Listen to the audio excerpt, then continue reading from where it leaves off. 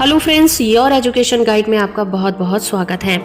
आज के इस वीडियो में हम बात करने वाले हैं 1 जनवरी 2023 से होने वाले देश में बड़े बदलावों के बारे में। आज के इस वीडियो में हम 10 बड़े बदलावों के बारे में बात करेंगे जिसका सीधा असर आपकी जेब पर कम या ज्यादा पड़ सकता है। तो चलिए शुरू करते हैं। तो जैसे कि हम सभी जानते हैं कि 2023 आने वाला है। नए साल पर हम सिर्फ नया कैलेंडर ही नहीं बदलेंगे बल्कि हमारी जेब से जुड़े ऐसे कई नियम और बदलाव देखने को मिलने वाले हैं।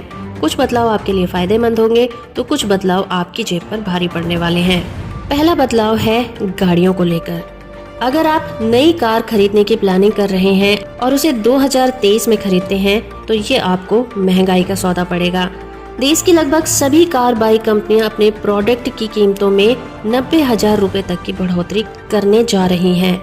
मारुति, किया, Tata Motors, Mercedes, Hyundai, Audi, Raina और एमजी मोटर्स पहले ही कीमतों में बढ़ोतरी करने की घोषणा कर चुकी हैं। वहीं हीरो मोटोकॉर्प ने भी दाम को बढ़ाने की घोषणा कर दी है। तो 2023 गाड़ियों को खरीदने के लिए महंगा पड़ेगा। दूसरा नियम है क्रेडिट कार्ड को लेकर। अगर आप भी क्रेडिट कार्ड का इस्तेमाल करते हैं तो कई बैंक में रिवॉर्ड पॉइंट संबंधी जो नियम है वो 1 जनवरी 2023 से बदलने वाले हैं। जैसे कि HDFC बैंक का क्रेडिट कार्ड का जो रिवॉर्ड पॉइंट है और फ्री स्ट्रक्चर में बदलाव होगा। अब आपको इस पर 1% की फीस भी देनी होगी।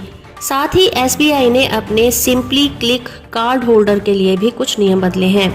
ऐसे में अगर आपके क्रेडिट कार्ड में रिवॉर्ड पॉइंट हैं तो उन्हें 31 दिसंबर तक रिडीम कर लें। आपके लिए फायदेमंद रहेगा। तीसरा बदलाव देखने को मिलेगा लॉकर को लेकर। अब आपको 1 जनवरी से बैंक लॉकर को इस्तेमाल करने के लिए ये सुनिश्चित करना होगा कि आपने न्यू लॉकर एग्रीमेंट पर सिग्नेचर कर दिए हैं। पंजाब नेशनल बैंक के साथ कई ऐसे बैंक हैं जो रिजर्व बैंक के नए नियमों का हवाला देते हुए ग्राहकों को SMS भी भेज रहे हैं। अगले नियम की बात करें तो आपका जो केबल टीवी का खर्च है वो कुछ कम हो सकता है। ट्राई के नए नियमों के तहत कंपनियों को अब 19 रुपए से कम कीमत के चैनलों को बुके में शामिल करना होगा। वहीं चैनलों के बुके पर अधिकतम डिस्काउंट की लिमिट 45% तय कर दी गई है। अगला बदलाव होगा मोटर इंश्योरेंस को लेकर। जनवरी 2023 में मोटर इंश्योरेंस प्रीमियम भी महंगा हो जाएगा।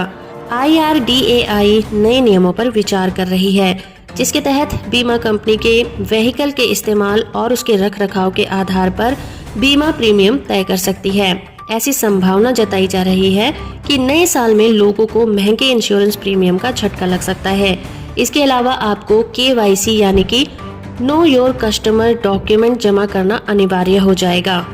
अगला बदलाव देखने को मिलेगा बिजनेसमैन के लिए इलेक्ट्रॉनिक बिल का होना। जनवरी 2023 में 5 करोड़ से ज्यादा के बिजनेस करने वालों के लिए E-इनवॉइसिंग यानी कि इलेक्ट्रॉनिक बिल निकालना जरूरी होगा। पहले ये सीमा 20 करोड़ रुपए की थी। 1 जनवरी से बिजनेसमैन को पोर्टल के जरिए से ई-बिल जारी करने होंगे।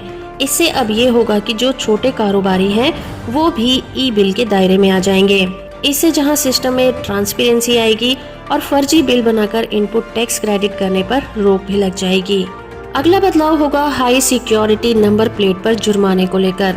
हाई सिक्योरिटी रजिस्ट्रेशन प्लेट को पहले ही जरूरी कर दिया गया था, बल्कि बीच बीच में इसकी समय सीमा भी आगे बढ़ाई जाती रही है। हाई सिक्योरिटी नंबर प्लेट लगवाने की अगर समय सीमा नहीं बढ़ाई गई तो आपको 5,000 रुपए तक का भारी जुर्माना देना पड़ सकता है। ऐसे में अगर आपकी गाड़ी में अभी तक हाई सिक्योरिटी नंबर प्लेट नहीं है तो आपको फटाफट लगवा लेना चाहिए। बात करते हैं गैस सिलेंडर के कीमत के बारे में। गैस की कीमतों का नए साल से कोई लेना देना नहीं है क्योंकि गैस की कीमतें हर महीने बदलती रहती हैं।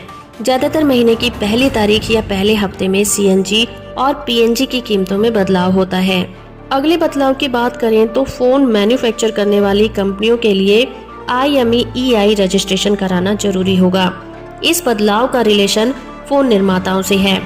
1 तारीख से हर फोन निर्माता को अपना आयात और निर्यात करने वाली कंपनी के लिए हर फोन के IMEI नंबर का रजिस्ट्रेशन कराना होगा। देश दुनिया में बढ़ रहे डिजिटल फर्जीवाड़े पर लगाम लगाने के लिए सरकार ये व्यवस्था 1 जनवरी 2023 से लागू करने जा रही है। अगला और आखिरी बदलाव है NPS को लेकर। ये खबर उनके लिए है जो कि NPS खाते से कुछ रकम निकालने की सोच रहे हैं। नए साल से आप NPS खातों में ऑनलाइन निकासी नहीं कर पाएंगे। एनपीएस खातों से पार्शियल विड्रॉ से जुड़े नियमों में भी बड़ा बदलाव होगा। 1 जनवरी 2023 से केंद्र सरकार, राज्य सरकार या सरकारी संस्थानों के कर्मचारी सेल्फ डिक्लेरेशन के आधार पर अपने एनपीएस खाते से ऑनलाइन पार्शियल विड्रॉल नहीं कर पाएंगे। दरअसल pension fund regulatory and development authority ने सरकारी कर्मचारियों को ये सुविधा कोविड-19 महामारी को ध्यान में रखते हुए दी थी, जिसे अब वापस लिया जा रहा है। होप फ्रेंड कि आपको ये वीडियो पसंद आया होगा। वीडियो को लाइक और चैनल को सब्सक्राइब करना बिल्कुल ना भूलें।